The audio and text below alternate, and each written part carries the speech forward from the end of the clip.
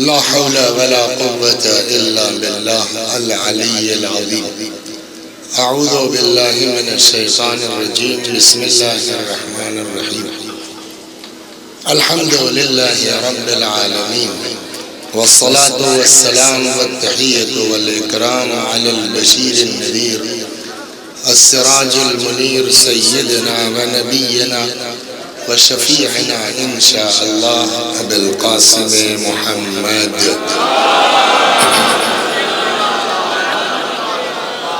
اللهم صل عليه وعلى أهل بيته مظاهر جلالك وجمالك، واللعن على أعدائهم الشاكين فيهم المنحرفين عنهم أجمعين. أما بعد، فقد قال مولانا الصاحب عجل الله تعالى فرجه الشريف: إنا غير مهملين لمراعاتكم ولا ناسين بذكركم. صلوات محمد اللهم صل على محمد وآل محمد. جناب صدر کی اجازت سے جو طریقہ ہے یہ محفل مقاصدہ ماہ مبارک شعبان میں، دیکھیے اعمال کی قدر و قیمت مختلف ہے. ایک ہی عمل ہے لیکن مختلف جہتوں کی وجہ سے اس کے ثواب میں اور کیفیت میں فرق آ جاتا ہے. مثلا نماز پڑھے آدمی اپنے گھر میں پڑھے گا اس کا ثواب اور ہے، مسجد میں پڑھے گا اس کا ثواب اور ہے، فرادہ پڑھے گا اس کا ثواب اور ہے، جماعت سے پڑھے گا اس کا ثواب اور ہے، 2-4 آدمی جماعت میں ہوں گے اس کا ثواب اور ہے، 10 یا اس سے زیادہ ہو گئے تو اب روایات کہتے ہیں کوئی ثواب نہیں،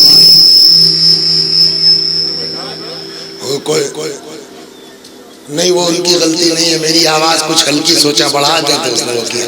صلوات بر محمد. ہندوستان میں پڑھیے گا اس کا ثواب اور ہے، مکہ معظمہ میں جا کے پڑھیے گا اس کا ثواب. تو جگہ کے بدلنے سے ایک نماز ہے اس میں اتنا فرق آیا، اسی طریقے سے وقت کے بدلنے سے بھی ثواب میں فرق ہو جاتا ہے. عام راتوں کی عبادت اور ہے، شب قدر کی عبادت اور فرق ہوتا نہیں ہوتا.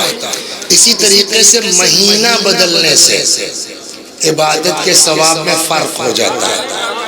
مثلا میں آپ کو مثال دے کے چلتا ہوں. مثلا امام کاظم علیہ السلام فرماتے ہیں کہ رجب شہر اللہ العظیم، رجب اللہ کا عظیم مہینہ ہے. یضاعف اللہ فیہ حسنات، جس مہینے میں اللہ نیکیوں کو ڈبل کر دیتا ہے. یعنی یہ نہیں ہے کہ ثواب ڈبل ہوگا، پہلے مول دھن ڈبل ہوگا اس پر بیاج ملے گا. تو رجب کا مہینہ وہ ہے کہ یضاعف فیہ الحسنات، جس مہینے میں نیکیاں بولیے ڈبل کر دی جاتی ہیں. لیکن وہی روایت کہتی ہے کہ شعبان میں نیکیاں 700 گنا ہو جاتی ہیں. آپ دیکھیں فرق ملاحظہ کر رہے ہیں. رجب میں اگر 10 روپے آپ نے صدقہ کیا تو وہ کتنا لکھا جائے گا آپ کے اکاؤنٹ میں؟ 20. لیکن اگر یہی 10 روپے صدقہ آپ نے شعبان کے مہینے میں کیا تو وہ کتنا لکھا جائے گا؟ 70 گنا، یعنی 700. اب 700 غلط کہا میں نے، 70 گنا یعنی 70 ضرب 10 برابر 700 لکھا جائے گا. تو وقت کے اعتبار سے، زمانے کے اعتبار سے، مہینے کے اعتبار سے، چنانچہ مہینوں میں کچھ مخصوص ہیں جو خاص شخصیتوں سے منسوب ہیں. مثلا حضرت امیر سلام اللہ علیہ نے فرمایا رجب شہری، رجب میرا مہینہ ہے، وشعبان شہر رسول اللہ، شعبان رسول اللہ کا مہینہ ہے. اب بتائیے اس کے بعد کون سا مہینہ ہے؟ وہ کس کا مہینہ ہے؟ اللہ کا. تو رجب مولا کا مہینہ، شعبان رسول اللہ کا مہینہ، ماہ مبارک رمضان اللہ کا مہینہ. کچھ سمجھ میں آیا؟ جو علی ملے تو نبی ملے، جو نبی ملے تو خدا ملا. تو یہ تبدیلی. تو اس میں اچھا ہاں ایک اور سنا دیں. رجب کے لیے ہے کہ اگر کوئی شخص رجب میں روزہ رکھتا ہے، مثلا علی رضا نے روزہ رکھ لیا رجب کے مہینے میں، یا پپو بھائی بیلنس کر کے چلنا پڑے گا نا، صلوات محمد وعلی محمد. مثلا علی رضا نے روزہ رکھ لیا ماہ رجب میں، تو یہ علی رضا جو ہے وہ اپنے خاندان کے 80 لوگوں کی شفاعت کروا سکتے ہیں.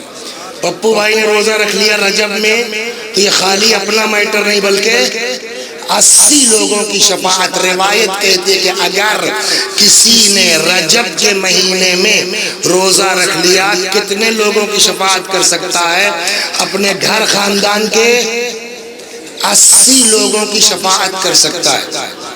پھر روایت کہتی لیکن اگر کسی نے شعبان میں روزہ رکھ لیا تو 80 نہیں، ریت کے ذرات کے برابر وہ لوگوں کی شفاعت کر سکتا ہے. اب یہ میں نے کمپیئر کر کے دو چیزیں آپ کو سنا دی کہ یہ شعبان کا مہینہ کتنا اہم ہے. وجہ ایک تو امام حسین علیہ السلام کی ولادت، جناب عباس کی ولادت، امام سجاد علیہ السلام کی ولادت، اور بالکل جو سب سے قریب گزری ہے وہ کس کی ولادت ہے؟ ہمارے امام کی، جس کے لیے روایت کہتی ہے کہ من مات ولم یعرف امام زمانہ مات میتۃ جاہلیہ. جو مر جائے اور زمانے کے امام کی معرفت نہ ہو اس کی موت بولو جاہلیت یا جہالت. اس کو میں اب دیکھیے اس کا ڈفرنس سمجھا دوں. جہالت اور جاہلیت میں ڈفرنس کیا ہے؟ جہالت ہے حالت کا نام، کیفیت کا نام. کل لگے بھائی نمولی میں محفل ہے، اس سال تقریر کون کرنے آ رہا؟ کل وہ جاہل آدمی، تو یہ وسیع حسن کی حالت ہے. کیا ہے؟ جاہل ہے. اس کو کہتے ہیں جہالت. جاہلیت حالت کا نام نہیں ہے، جاہلیت زمانے کا نام ہے، جاہلیت پیریڈ کا نام ہے. کس پیریڈ کو زمانہ جاہلیت کہتے ہیں؟ کہ رسول اللہ کے اعلان بعثت سے پہلے کا زمانہ جو ہے وہ کیا کہلائے گا؟ جاہلیت کا زمانہ. اس زمانے میں لوگ کیا تھے؟ بے دین، کافر. تو یہاں جاہلیت سے مراد جہالت نہیں ہے، یہاں جاہلیت سے مراد کفر ہے. من مات ولم یعرف امام زمانہ ہی، جو مر جائے اور اپنے زمانے کے امام کی معرفت نہ ہو اس کی موت جہالت نہیں، اس کی موت جاہلیت کی موت ہے، یعنی کفر کی موت ہے. اب اس سے آپ اندازہ کر سکتے ہیں جو لوگ کل فیض آباد کی مجلس میں تھے ان کو تفصیل سے میں نے سنایا کہ 3 طرح کی روایتیں ہیں اس سلسلے میں. ایک وہ روایت ہے جو سنی شیعہ دونوں میں کامن ہے، ایک وہ روایت ہے جو صرف برادران اہل سنت کی کتابوں میں ہے، ایک وہ روایت ہے جو صرف شیعوں کی کتابوں میں ہے.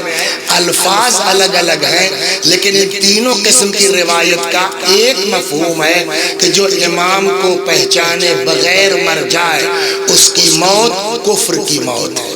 خوش قسمت ہیں وہ لوگ کہ جن کو اللہ نے توفیق دی کہ اپنے اماموں کے جشن میں آج شریک ہو کے معرفت کا ثبوت دیتے ہیں.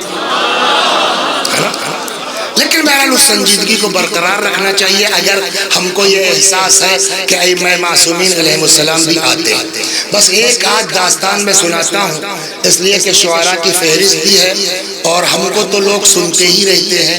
ایسے بڑے بڑے شعراء کرام ان کو سننے کا موقع کم ملتا ہے.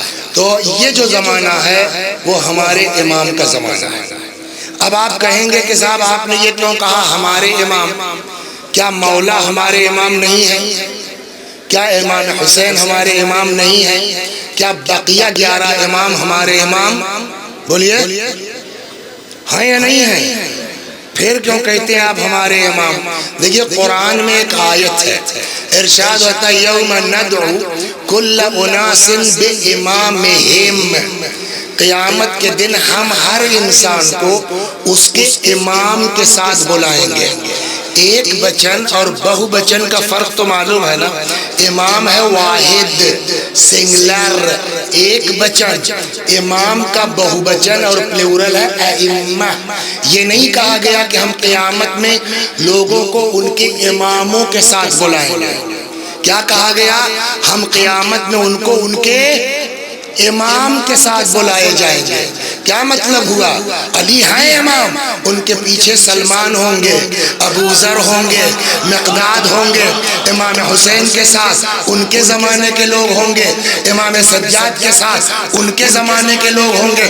قیامت میں ہم کو جس امام کے پیچھے چلنا ہے وہ امام وہ ہے جو پردہ غیب ہے اور جو اتنا کریم ہے، جو اتنا رحیم ہے. خود فرماتے ہیں انا غیر محملین لمراعاتکم، ہم تمہاری خبرگیری سے غافل نہیں ہیں.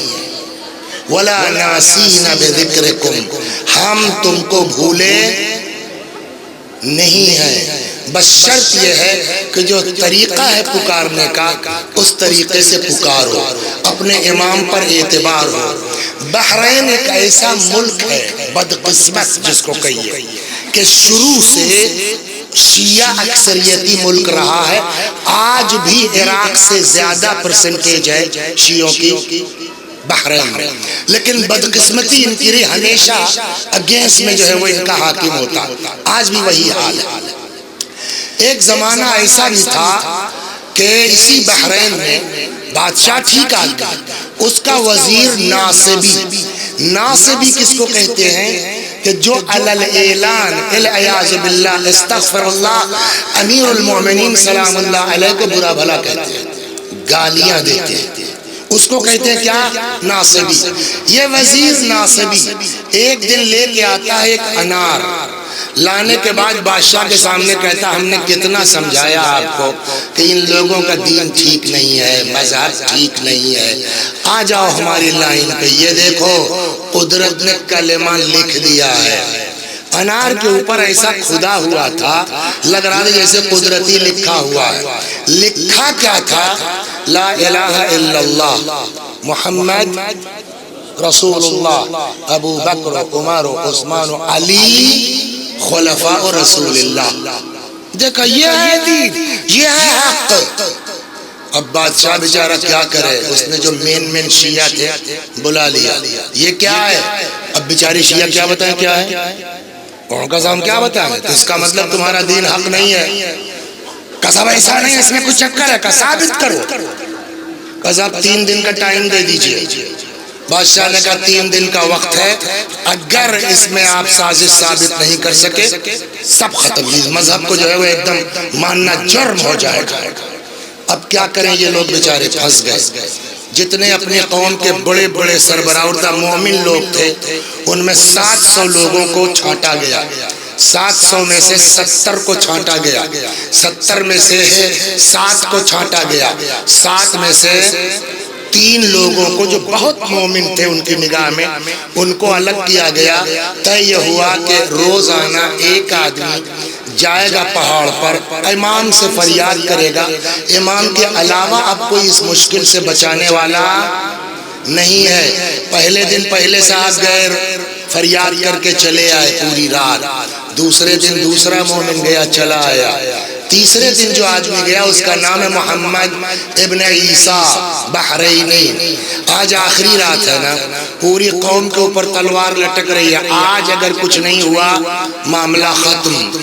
اب آپ سوچئے کہ اس وقت آدمی کیسا گڑ گڑائے گا. یہ بیچارے جو ہے اپنا فریاد کر رہے تھے کہ اتنے میں کسی نے کہا کیا بھائی محمد ابن عیسیٰ کیا بات ہے، بہت ٹینشن میں پریشان.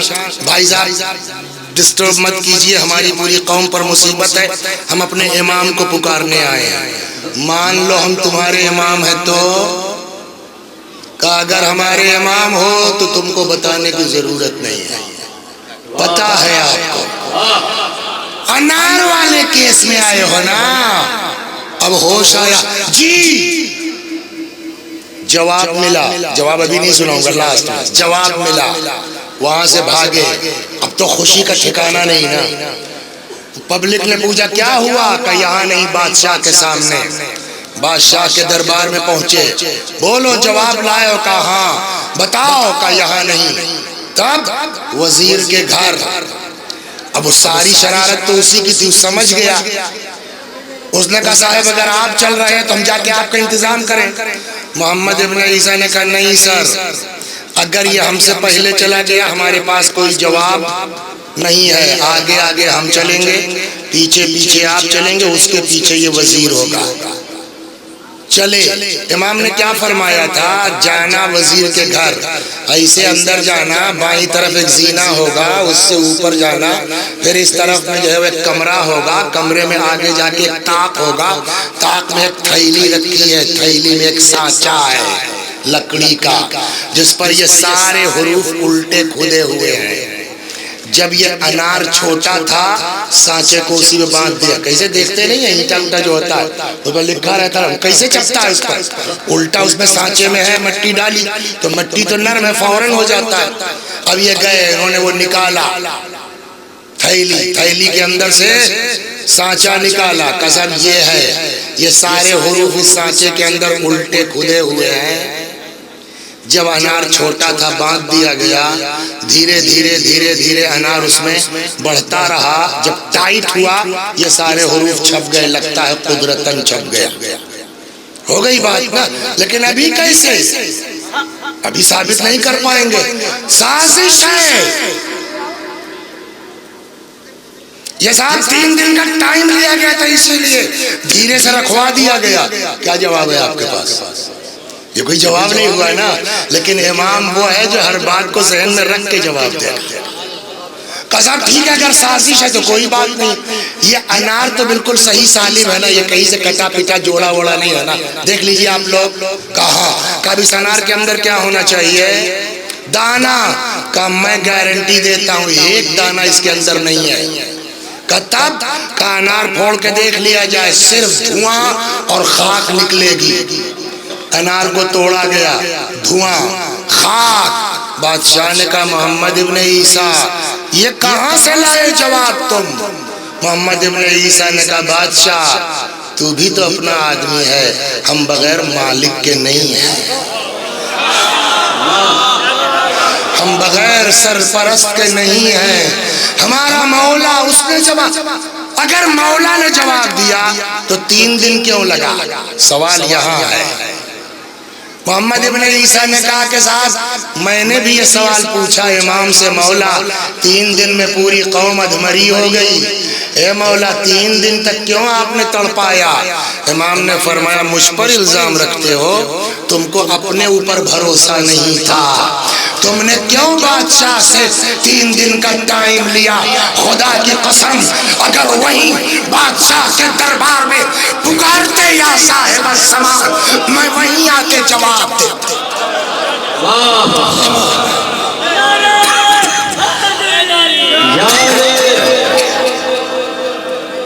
بس مجلس کو تقریر تمام ہو گئی۔ ایسا اللہ کا شکر ہے، یہ شوق نہیں ہے کہ اب مجمع ہٹا نہیں ہے تو تھوڑا سا ان لوگوں کا وقت لے، آپ لوگ سنتے رہتے، لیکن ایک چیز ذہن میں رکھیں، اتنا کریم امام ہمارا، اس کو سنا دیتا ہوں، یہ ہماری ذمہ داری ہے۔ اگر برا لگتا ہے کوئی مسئلہ نہیں ہے، 57 سال کا ہو گیا ہوں، ہمارے خاندان کی ایوریج ایج جو ہے وہ 62 سال ہے، باپ سے لے کر کے چچا سے لے کر کے تقریباً ایوریج ایج یہی ہے، 5 سال 10 سال جو بھی ہے وہ کوئی اتنا میٹر نہیں، لیکن اس کو سن لیجئے تاکہ کل کو اپنے امام سے میں کہنے لائق رہوں مولا میں نے آپ کی بات پہنچا دی تھی۔ مرحوم سید ابن طاؤس رحمت اللہ علیہ فرماتے ہیں حضرت کو اپنے چاہنے والوں کے لیے سرداب میں دعا کرتے سنا گیا، پالنے والے شیعتنا خلقوا من شعاع انوارنا، اے میرے اللہ ہمارے شیعہ ہمارے نور کی کرنوں سے پیدا ہوئے، وفاضل طینتنا ہماری فاضل طینت سے پیدا ہوئے ہیں، قد فعلوا ذنوبا کثیرا، میرے اللہ انہوں نے بہت گناہ کیا ہے۔ مطلب نہیں کہ ہم اپنے شیعوں کا بہت اچھا کہہ رہے ہیں، یہ بڑے نیک لوگ ہیں، نہیں، گڑبڑ ہے، گناہ کیا ہے۔ دنیا میں کوئی ہمارے جرم کو اپنے ذمے نہیں لے گا علی رضا.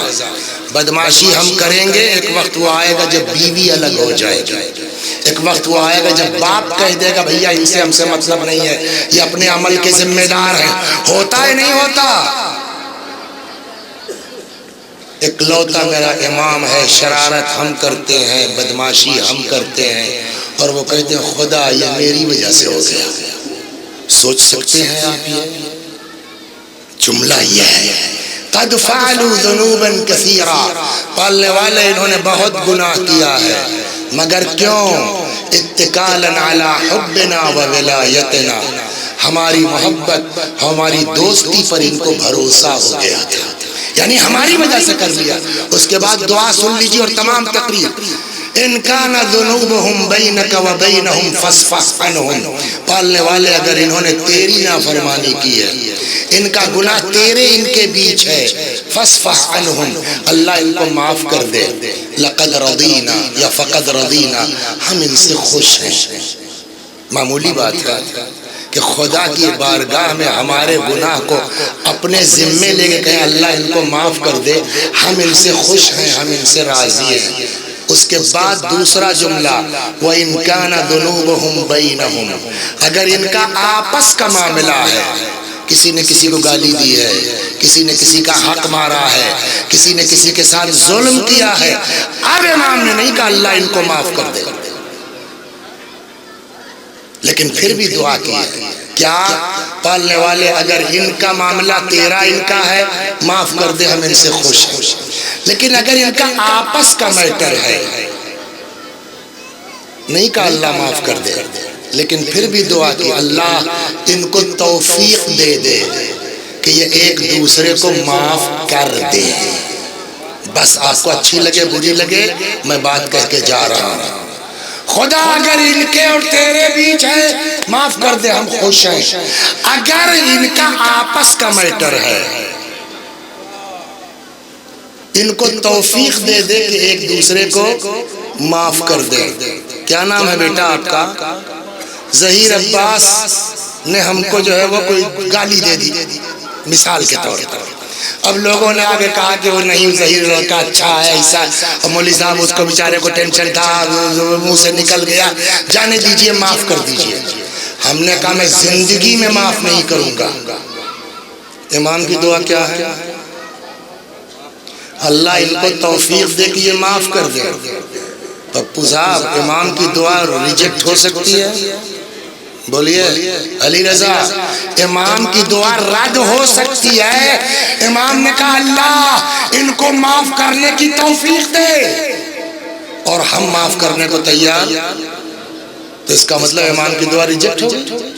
ہے دم کسی میں؟ پورے مجمع میں عورت مرد سے ملا کے پوچھتا ہوں، ہے دم کسی میں کہ کہتے امام کی دعا ریجیکٹ ہو گئی پھر وسیع حسن معاف کرنے کو تیار نہیں ہے؟ کیوں؟ ایک ہی جواب ہے، گھر جا کے سوچئے گا. کتنے دن کی زندگی ہماری آپ کی بچی ہے؟ 10 سال، 5 سال، 15 سال، 50 سال، بس نا، اس سے زیادہ تو کوئی نہیں زندہ رہنے والا ہے نا. ایک ایک پائی کا ہم کو حساب دینا ہے. امام دعا کر رہے ہیں وسیع حسن سدھر جاؤ، وسیع حسن لائن پر آ جاؤ. امام کہہ رہے ہیں خدا اس کو معاف کرنے کی توفیق دے دے. وسیع حسن ایسے ہے کہ جو معاف کرنے کو تیار نہیں ہے. ہے کسی میں ہمت کہہ دے امام کی دعا اللہ نے قبول نہیں کی، کب پھر ہم کیوں نہیں تیار ہو رہے ہیں معاف کرنے کو؟ ایک ہی جواب اس کا بچتا ہے، شاید وسیع حسن وہ شیعہ ہی نہیں ہو پائے ابھی تک جس کے بارے میں امام نے دعا کی. کچھ سمجھ میں آیا؟ قبا پہننا اور ہے، امامہ پہننا اور ہے، ممبر سے چیخنا اور ہے، شیعہ ہونا اور ہے.